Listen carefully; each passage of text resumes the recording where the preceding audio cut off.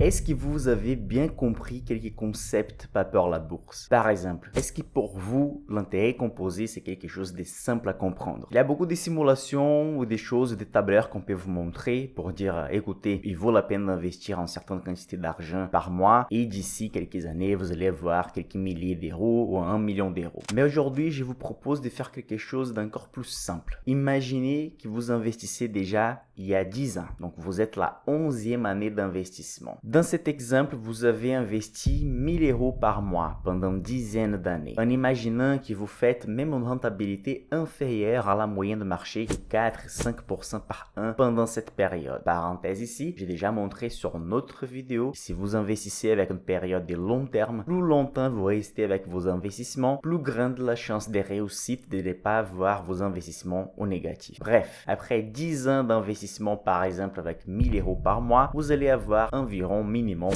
150 000 euros avec les variables que je viens de donner dans cet exemple. Ok Michael, mais qu'est-ce que je peux comprendre avec ces concepts d'intérêt composé dans cet exemple-là? Imaginez qu'à la 11e année d'investissement, vous allez faire donc une rente passive de 5%. 5% des 150 000 euros, ça va donner 7500 euros. Maintenant, faites attention, 7500 euros vaut plus que 7 mois de pouvoir d'épargne quand vous avez commencé à investir. Parce qu'au début, vous avez commencé avec 1000 euros, deuxième mois encore 1000 euros. Donc au 7e mois, vous avez investi 7000 euros. Mais à la 11e année d'investissement, juste avec les intérêts composés, juste avec la rente passive, vous avez déjà gagné plus que 7 mois de pouvoir d'épargne. À la 20e année d'investissement, juste les gains que vous allez faire, ça peut valoir plus que 18 mois de pouvoir d'épargne. Et ça va arriver dans votre vie financière seulement si vous avez pris la décision de commencer un jour. Les meilleurs jours pour commencer à investir, c'était hier. Les deuxièmes meilleurs jours, c'est aujourd'hui. Donc c'est pour ça que j'ai pas décidé de simuler comme j'ai déjà fait à plusieurs fois sur la chaîne, mais de vous donner cette notion de réfléchir et penser vraiment à cet intérêt qui tombe sur votre compte bancaire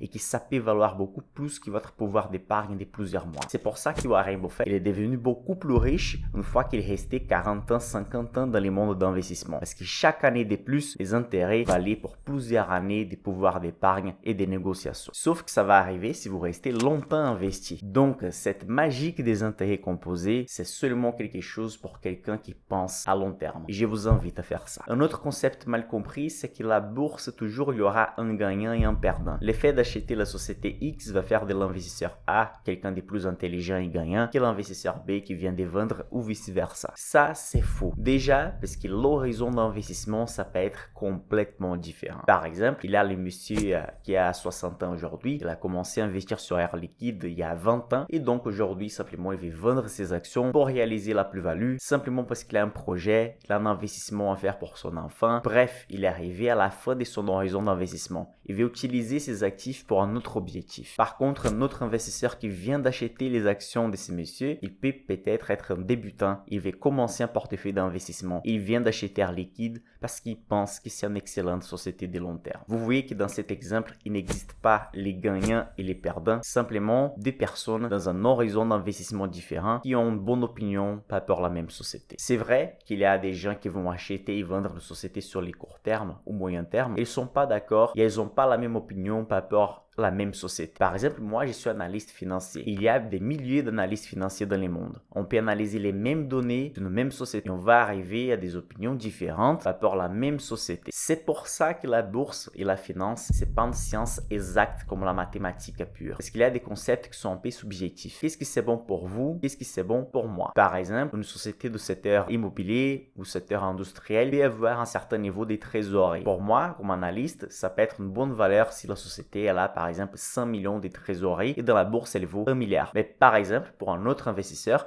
ça peut être peu, étant donné les contextes macroéconomiques par exemple. Donc aussi, l'achat et la vente d'une action, ça dépend de l'opinion des deux personnes différentes. Donc ça ne veut pas dire que forcément la personne A a raison ou la B ont raison. Ils ont juste des attentes différentes. Car aussi sur le long terme, personne ne peut être assuré. C'est pour ça qu'on achète une société avec une bonne tendance des ratios. Une société de qualité, avec des marges élevées, pas endettée et avec des autres caractéristiques importantes pour investir à long terme. Et en parlant d'investissement de long terme, j'ai créé une des principales communautés d'investissement de la France. Une communauté qui possède plusieurs outils, une analyse complète des sociétés, les conseils d'achat mensuels et aussi des vidéos et des lives enregistrés, toujours avec des nouveaux contenus. Ça s'appelle la formation communauté Insider. Les liens de préinscription est dans la description de cette vidéo. Dès qu'on aura des nouvelles places, vous serez informé par email. Un troisième point important, c'est le sens des responsabilités. L'effet de penser à votre futur financier et de ne pas déléguer à 100% à l'État ou quelqu'un d'autre. Quand vous commencez à investir, vous allez déclencher une nouvelle phase dans votre vie. Pourquoi? Parce qu'il y a trois variables de l'enrichissement. C'est ce que j'appelle les trépieds de la richesse. Vous devez penser toujours à un revenu plus élevé, avoir des coûts que vous contrôlez très bien dans votre vie et penser à l'investissement. Si votre revenu n'est pas plus élevé que vos coûts, difficilement vous allez avoir de l'épargne et donc difficilement vous allez investir. Quand vous commencez à investir donc, vous commencez à penser comment je peux investir chaque fois plus. Comment je peux augmenter mon pouvoir d'épargne. Est-ce que je peux changer de boulot? Est-ce que je peux créer une nouvelle activité? Est-ce que les coûts mensuels que j'ai chez moi, ils sont vraiment contrôlés ou je dépense bêtement? Et la partie de l'investissement vraiment, si j'arrive à avoir un pouvoir d'épargne, comment je peux optimiser ça? Quelle est la stratégie que je vais choisir? Vous allez comprendre des concepts économiques, des choses financières qui parfois n'ont jamais passé dans votre tête, la possibilité d'existence et que ça faisait différence dans votre vie et dans l'économie réelle. Les Américains, par exemple, ont compris là longtemps qu'on ne peut pas en fait faire confiance à la retraite de l'État. Plus de 60% des foyers américains ont leur retraite liée à de la rente variable avec des actions, que ce soit avec des fonds de pension, fonds d'investissement ou avec l'achat direct des actions en bourse. Évidemment qu'on doit se battre pour avoir une bonne retraite de l'État. À la fin, on paye d'impôts sur plusieurs années. Mais est-ce qu'on ne doit pas penser aussi à notre pouvoir d'épargne et à un deuxième matelas d'investissement? Est-ce qu'on peut être aussi responsable par notre futur? Avec ces messages qu'on envoie à nous-mêmes, nous allons montrer à la société, à notre famille, à nos enfants que nous avons un sens de responsabilité et qu'on peut améliorer notre vie sans compter forcément sur l'État ou quelqu'un d'autre. Je suis Michael Ravaneda, analyste financier diplômé par la Société française des analystes financiers et c'est toujours un plaisir de discuter ici avec vous. Je vous attends dans une nouvelle vidéo. N'oubliez pas, faites votre préinscription pour la communauté la plus complète d'investissement de la France. On se voit très bientôt.